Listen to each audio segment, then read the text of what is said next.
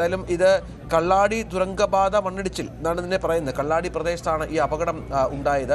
ഇപ്പോൾ നമ്മൾ ദൃശ്യങ്ങൾ കാണുന്നത് ദുരന്ത നിവാരണ അതോറിറ്റി ഉദ്യോഗസ്ഥരുമായി ശേഖർ കുര്യാക്കോസിനെ നമുക്ക് ദൃശ്യങ്ങൾ കാണാം. അദ്ദേഹം കാര്യങ്ങൾ വിശദീകരിച്ചു കൊടുക്കുകയാണ് മുഖ്യമന്ത്രിക്ക് എന്നുള്ളതാണ്. അപ്പോൾ അതിൻ്റെ ഒരു മറ്റ് വ്യാപ്തിയെ സംബന്ധിച്ചുമൊക്കെ കുറച്ചുകൂടി കാര്യങ്ങളിലേക്ക് എത്തേണ്ടി വരും. അതിനുള്ള ശ്രമങ്ങളിലാണ്. സൈത, ഇപ്പോൾ 2 മന്ത്രിമാർ അങ്ങോട്ടേക്ക് പുറപ്പെട്ടിട്ടുണ്ട് എന്നാണ് മനസ്സിലാക്കേണ്ടത്. ഏകോപനം അതിവേഗം വേണ്ടിവരും.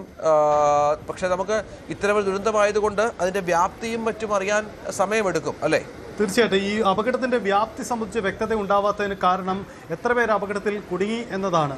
മണ്ണ് നേരത്തെ എടുത്തിട്ടിരുന്ന മണ്ണ് ഇടിഞ്ഞു വീണതാണ്, ശരി തന്നെയാണ്. പക്ഷേ അപകട സ്ഥലത്ത് ഉണ്ടായിരുന്നവർ മറ്റ് പ്രദേശവാസികൾ ആരെങ്കിലും അപകടത്തിൽപ്പെട്ടിട്ടുണ്ടോ? ഇങ്ങനെ പല സംശയങ്ങളും ഉണ്ടാകും. എന്ന് മാത്രമല്ല, ഈ പ്രദേശത്ത് ഇനിയും മണ്ണിടിച്ചൽ സാധ്യതാ മുന്നറിയിപ്പുകളും പ്രശ്നങ്ങളും ഉണ്ട്. അതുകൊണ്ട് തന്നെ ആ ഒരു ജാഗ്രത കാട്ടൽ കൂടി സർക്കാരിൻ്റെ ഭാഗത്തു നിന്നും സംവിധാനങ്ങളുടെ ഭാഗത്തു നിന്നും ഉണ്ടാവേണ്ടതുണ്ട്. നേരത്തെ സൂചിപ്പിച്ചതുപോലെ മുഖ്യമന്ത്രി ഇപ്പോൾ ദുരന്ത നിവാരണ ഓഫീസിലെത്തി അവിടുത്തെ സാഹചര്യങ്ങൾ, പ്രദേശത്തിൻ്റെ സാഹചര്യങ്ങൾ, അവിടുത്തെ ഭൂമിശാസ്ത്രപരമായ പ്രത്യേകതകളൊക്കെ മുഖ്യമന്ത്രിക്ക് അവർ വിശദീകരിച്ചു കൊടുക്കുകയും മുഖ്യമന്ത്രി അത് നേരിട്ട് കാണുകയും കൂടി ചെയ്യുകയാണ്. എന്തായാലും 2 മന്ത്രിമാർ അവിടെ എത്തുന്നു എന്നതിന് പുറമെ കൂടുതൽ ആളുകൾ എത്തും. മുഖ്യമന്ത്രി തന്നെ അവിടെ എത്തുമെന്നാണ് അദ്ദേഹത്തിൻ്റെ ഓഫീസ് നൽകുന്ന ചില സൂചനകൾ കൂടി. അദ്ദേഹം എപ്പോഴേക്ക് തിരിക്കും എന്ന കാര്യത്തിൽ വ്യക്തത ഉണ്ടായിട്ടില്ല. എന്തായാലും ഒരു കാര്യം വ്യക്തമാണ്, വയനാട്ടിലെ ഈ പ്രദേശത്തെ ഇനി അങ്ങോട്ടുള്ള തുടർ പ്രവർത്തനങ്ങൾ പോലും ആശങ്കപ്പെടുത്തുന്ന സാഹചര്യം കൂടി ഉണ്ടാകുന്നു എന്ന അവസ്ഥ കൂടിയുണ്ട്. ആ തരത്തിലുള്ള ഒരു ജാഗ്രതപ്പെടുത്തൽ കൂടി ഇതിൽ വേണ്ടിവരും.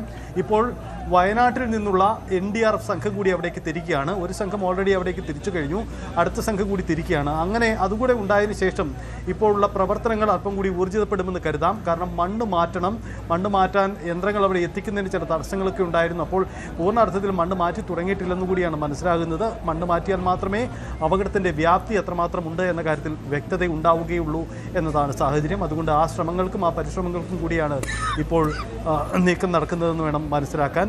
കുടുങ്ങിയത് എത്ര പേരെന്ന് സംബന്ധിച്ചൊരു വ്യക്തതയില്ല.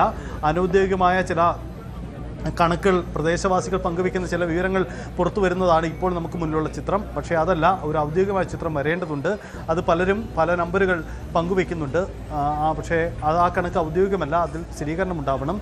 ആശുപത്രിയിൽ എത്തിച്ചിരിക്കുന്നത് 6 പേരെയാണ്. അവരുടെ പേര് വിവരങ്ങളടക്കം നേരത്തെ മന്ത്രിയടക്കം വിശദീകരിക്കുകയും ചെയ്തിട്ടുണ്ട്. സമീപത്തുള്ള വീടുകൾക്കടക്കം നാശനഷ്ടമുണ്ട്.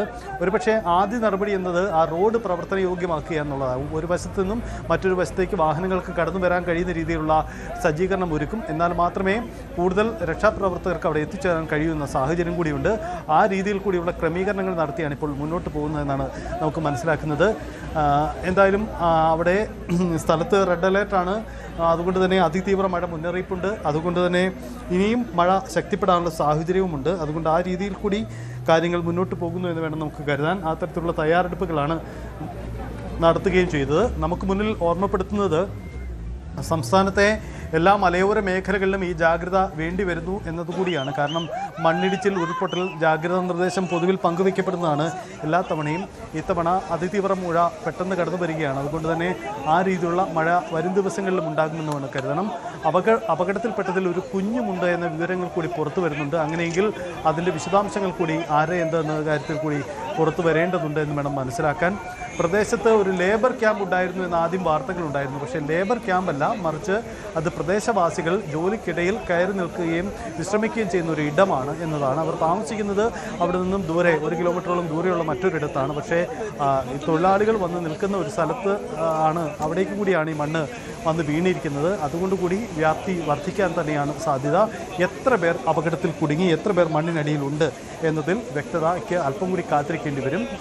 ഇത് സംബന്ധിച്ച് ഔദ്യോഗിക സ്ഥിരീകരണം എടുക്കാനും കാത്തിരിക്കേണ്ടി വരും. കാരണം മണ്ണ് അവിടുന്ന് മാറ്റിയാൽ മാത്രമേ ഇക്കാര്യത്തിലൊരു വ്യക്തത ഉണ്ടാവൂ എന്ന് കരുതേണ്ടി വരും.